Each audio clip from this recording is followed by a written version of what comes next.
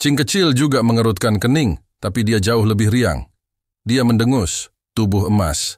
Tak terkalahkan apa, tidak ada keberadaan abadi di dunia ini. Li Yunxiao tidak banyak bicara.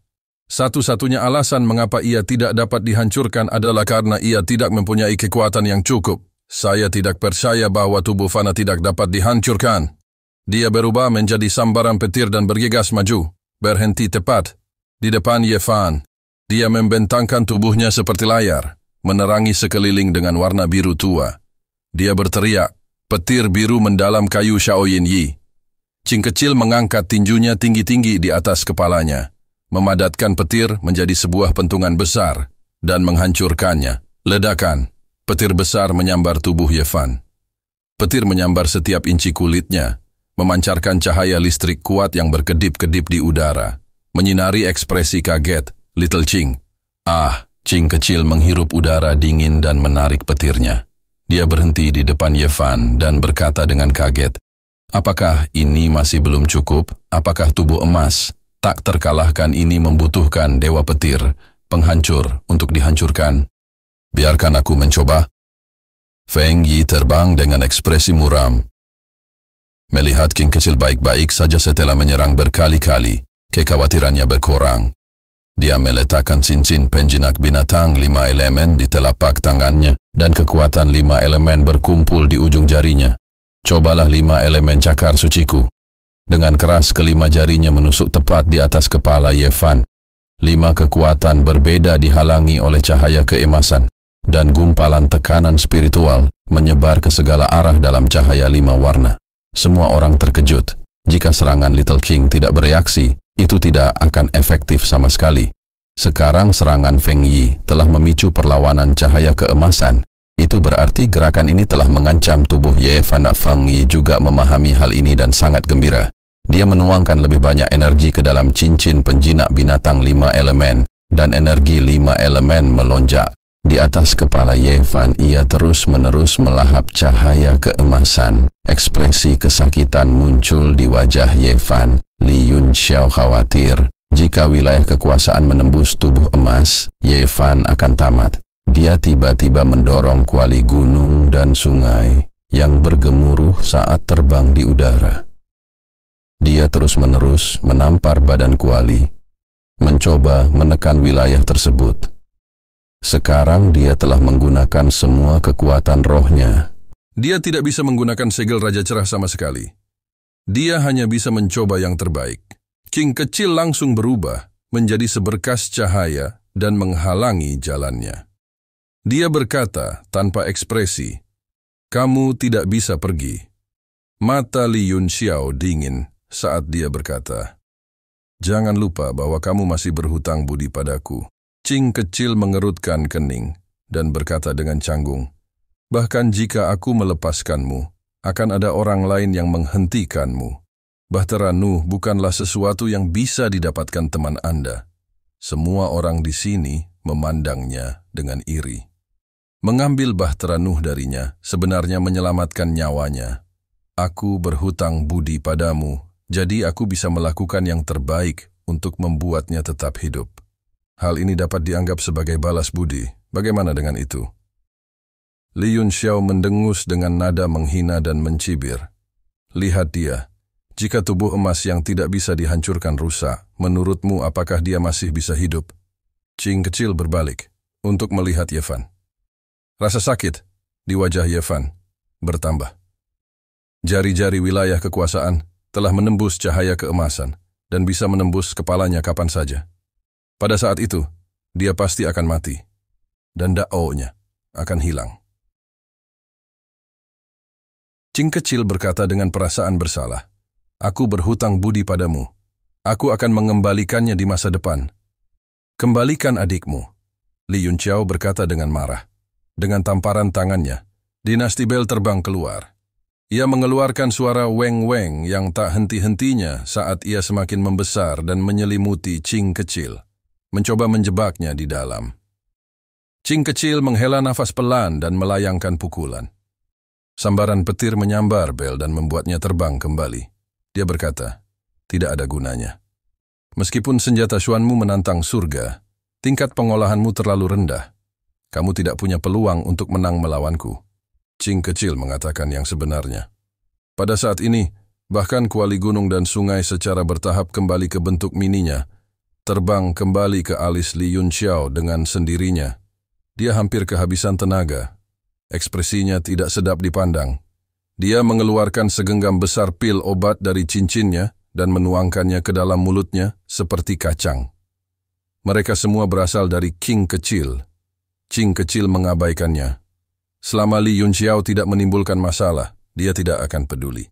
Perhatian semua orang kini terfokus pada Ye Fan dan wilayah kekuasaan, menunggu Bahtera Nuh muncul sehingga mereka bisa merebutnya. Namun Shang dan iblis-iblis besar lainnya sangat tenang. Mereka semua memandang dengan dingin seolah-olah mereka tidak punya niat untuk berpartisipasi. Tang Jie terbang ke sisi Shang dan berbisik, "Saudara Shang, bantu aku." Matanya dipenuhi tekad seolah dia hanya akan puas setelah mendapatkan Bahtera Nuh. Shang berkata, "Semua artefak ilahi mengandung nasib surga.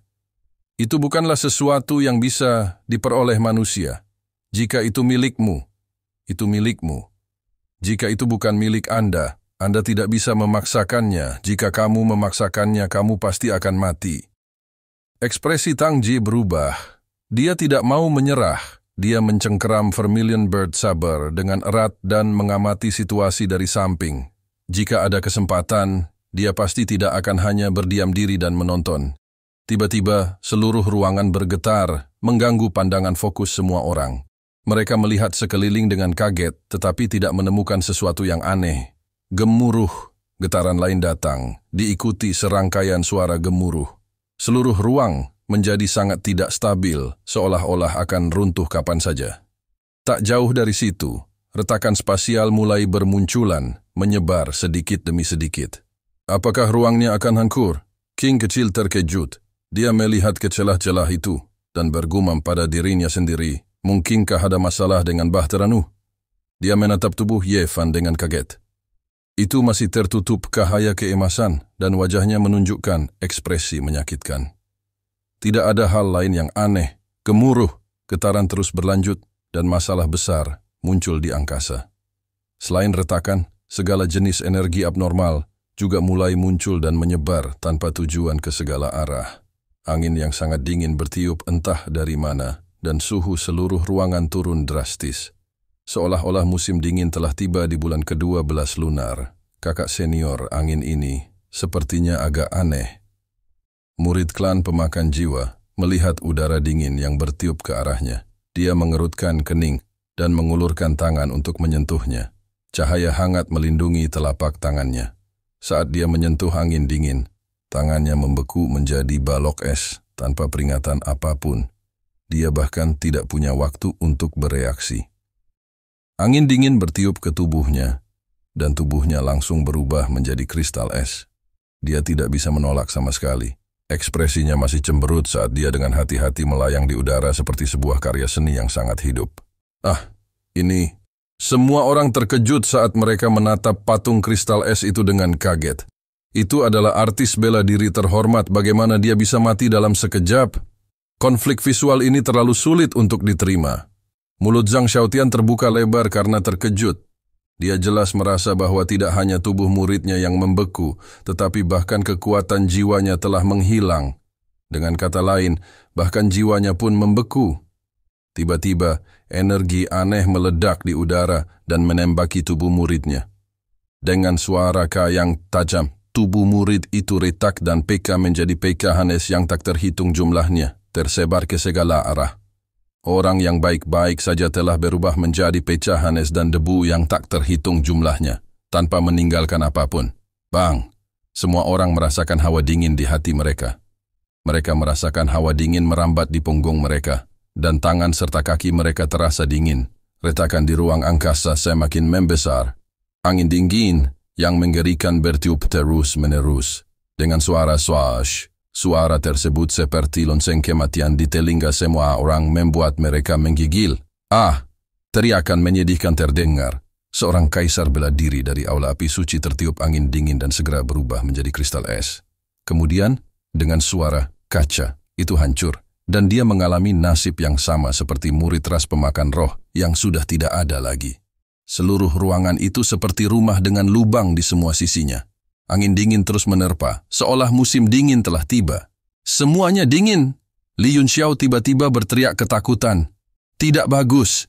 Ini adalah hukum alam musim dingin, kepunahan. Semua orang terkejut dan langsung mengerti apa yang sedang terjadi. Ternyata 4 musim di dunia luar telah melewati titik balik matahari musim dingin, dan ruang ini mulai hancur karena kekuatan kepunahan. Wajah Xiaoqing memucat dan berkata dengan enggan, mungkinkah bahkan ruang tertutup tidak dapat menghentikan hukum alam musim dingin di Gunung Abadi? Apakah kita ditakdirkan untuk mati? Ekspresi Li tampak serius saat dia berkata, kekuatan Bahtera Nuh sepertinya telah tersegel, itulah sebabnya ruangan menjadi tidak stabil. Jika kita bisa menggunakan artefak dewa untuk membuka sebuah dunia, kita seharusnya bisa menghindari bencana ini. Matanya menatap ke arah Li Yunxiao, dan makna di matanya sudah jelas. Shua, shua, shua. Mata semua orang secara seragam memandang ke arah kuali ungu besar di sisinya. Ekspresi Li Yunxiao sedikit berubah. Dia menepuk kuali gunung dan sungai dan menyimpannya. Dia dengan malas berkata, meskipun artefak mendalam milikku ini agak misterius, itu jelas bukan artefak ilahi seperti yang kalian semua bicarakan. Tidak mungkin artefak itu bisa melawan Gunung Abadi. Wajah Xiaoqing muram saat dia berkata, Li Yunxiao, segalanya sudah mencapai titik ini. Jika kita tidak bekerja sama, semua orang akan tamat. Mata Li Yunxiao mengeluarkan kilatan dingin. Dia dengan dingin menatap Xiaoqing dan berkata sambil mencibir, bekerja sama. Temanku akan dipermainkan sampai mati oleh kalian semua, dan kalian masih ingin membicarakan tentang bekerja sama denganku? Jika aku punya kekuatan saat ini, hal pertama yang akan kulakukan adalah menamparmu sampai mati. Wajah Xiaoqing sedikit memukat. Dia berbalik untuk melihat Feng Yi dan Ye Fan. Kekuatan 5 elemen telah menembus Zhao Ke dalam cahaya keemasan dan hendak menembus tengkoraknya. Wajah Feng Yi dipenuhi kegilaan saat dia berbalik untuk melihat Xiaoqing dan Li Yunxiao. Dia dengan dingin berkata, hehe, pada titik ini Bahtera Nuh akan menjadi milikku. Tidak ada yang bisa menyelamatkannya. Ekspresi Feng Yi tampak menyeramkan saat aura Kaisar Jiutian di sekelilingnya menjadi semakin kuat. Dia sudah pulih ke kekuatan puncaknya. Saat ini, hidup dan mati semua orang ada di tangannya, dan tidak ada yang bisa melawannya. Dia berbalik, dan seluruh tubuhnya tiba-tiba bergetar hebat. Kekuatan cakar Dewa 5 elemen juga telah tersebar karena guncangan hebat seolah-olah dipantulkan kembali oleh cahaya keemasan. Mata Feng Yi membelalak kaget saat dia menatap Ye Fan di depannya. Dia merasakan seluruh tubuhnya menjadi dingin, seolah-olah dia tertiup oleh kekuatan musim dingin. Terima kasih telah menonton. Jangan lupa like, share, dan subscribe guys.